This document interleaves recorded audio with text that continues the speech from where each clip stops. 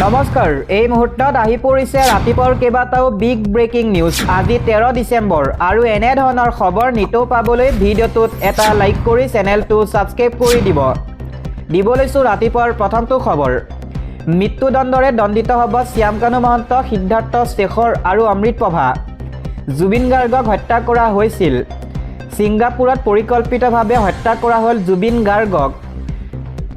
গাৰ্গৰ মৃত্যুৰ সন্দৰ্ভত মুখ খুলিলে এছআইটিয়ে 4 অভিযুক্তৰ বিৰুদ্ধে হত্যাৰ গোচৰ বিএনএছৰ 103 ধাৰা ৰুজু হৈছে 4 অভিযুক্তৰ বিৰুদ্ধে মৃত্যুদণ্ড শাস্তি নিশ্চিত হৈ পৰিছে 4 অভিযুক্তৰ শ্যামকানু মহন্ত সিদ্ধাৰ্থ শেখৰ অমৃতপ্ৰভাৰ বিৰুদ্ধে বিএনএছৰ 103 ধাৰা ৰুজু হৈছে সন্দীপন গাৰ্গৰ বিৰুদ্ধে বিএনএছৰ 105 ধাৰা লগোৱা হৈছে লগতে নন্দেশ্বৰ বৰা আৰু পৰেশ বৈশ্যৰ বিৰুদ্ধে বিএনএছৰ 316 ধাৰা লগোৱা হৈছে 12000 পৃষ্ঠাজোৰা বৃহৎ চাৰ্জশ্বিট দাখিল কৰিছে এছআইটিয়ে মেইন চাৰ্জশ্বিট হৈছে 2500 পৃষ্ঠাৰ সকলো ডকুমেণ্ট সংলগ্ন কৰি এয়া হৈছে 12000 পৃষ্ঠাৰ চাৰ্জশ্বিট কেৱল হত্যা নহয় বিত্তীয় অনিয়মৰো অভিযোগ আছে 7 গৰাকী অভিযুক্তৰ বিৰুদ্ধে সংবাদমেল সম্বোধন কৰি এনেদৰে মন্তব্য কৰিছে মুন্না প্ৰসাদ গুপ্তাই ইয়াৰ পাছৰ খবৰ এছআইটি চাৰ্জশ্বিট দুৰ্বল হ'লে পৰিস্থিতি বিষম হ'ব জুবিন গাৰ্গক খুৰাকে দিলে এই হুংকাৰ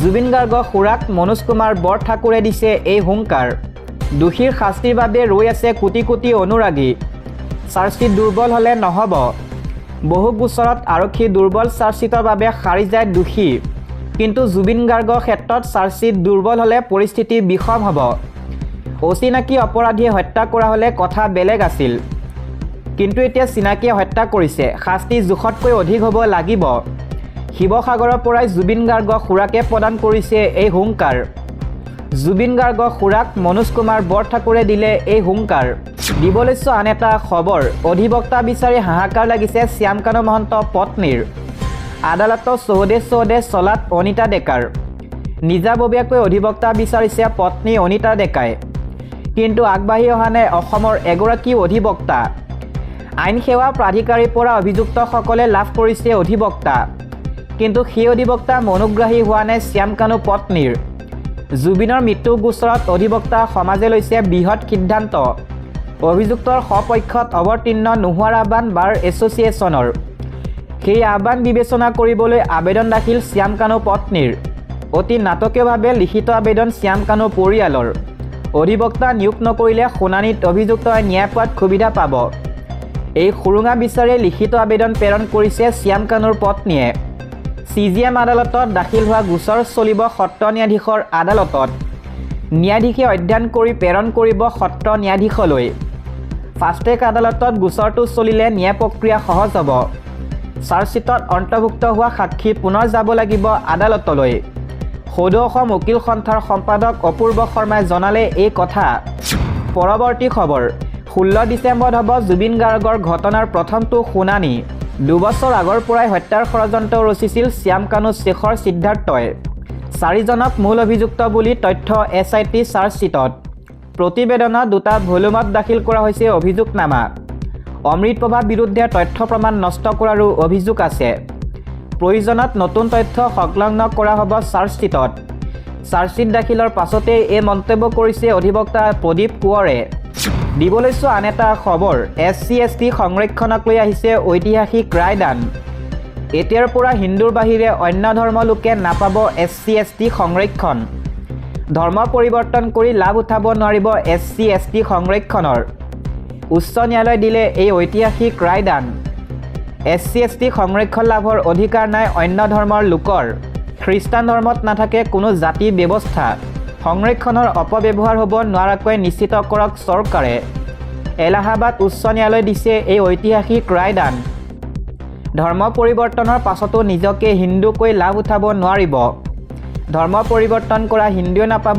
SC/ST সংৰক্ষণ ন্যায়াধীশ প্ৰবীণ কুমাৰ গিৰি বিচাৰপীঠে দিছে এই ৰায়দান দিবলৈছো আন এটা খবৰ কোনো কাৰণতে থাকিবলৈ দিয়া নহ'ব অচিনাকি অচিনাকি লোক য'তেই বহিব তাতেই চলিব প্ৰশাসনৰ উচ্ছেদ উজনিৰ আৰু 2-3টা স্থানত উচ্ছেদৰ পৰিকল্পনা চৰকাৰৰ অচিনাকি লোকক লৈ পুনৰ মুখ্যমন্ত্ৰী হিমন্ত বিশ্ব শৰ্মাই কৰিছে এই ডাঙৰ মন্তব্য অচিনাকি লোকৰ ক্ষেত্ৰত সজাগ হ'ব লাগিব ৰাইজ। চৰকাৰে অকলে অসমখনক সুৰক্ষিত কৰিব নোৱাৰে, সকলোৱে অৱদান আগবঢ়াব লাগিব এই ক্ষেত্ৰত। জাতীয় প্ৰতিৰোধ গঢ়ি তুলিব লাগিব অসমৰ ৰাইজে। ভাড়াঘৰত থাকিবলৈ দিব নালাগে অচিনাকি লোকক। কোনো ধৰণৰ কাম কাজতে মাতিব নালাগিব অচিনাকিক। মানুহে নিজৰ ভাড়াঘৰ দিলে তাত উচ্ছেদ চলাব নোৱাৰিব। দিবলৈছো আন এটা পলিটিকেল ব্ৰেকিং নিউজ। আমাৰ মিত্ৰতা হৈ আছে, আপোনালোক সকলোৱে জানে। সংবাদ মেলত অখিল গগৈ এই প্ৰতিক্ৰিয়া। নিৰ্বাচন কেন্দ্ৰিক ঘোষণা অখিল গগৈ। বুধবাৰে সম্বোধন কৰে এক সংবাদ মেল।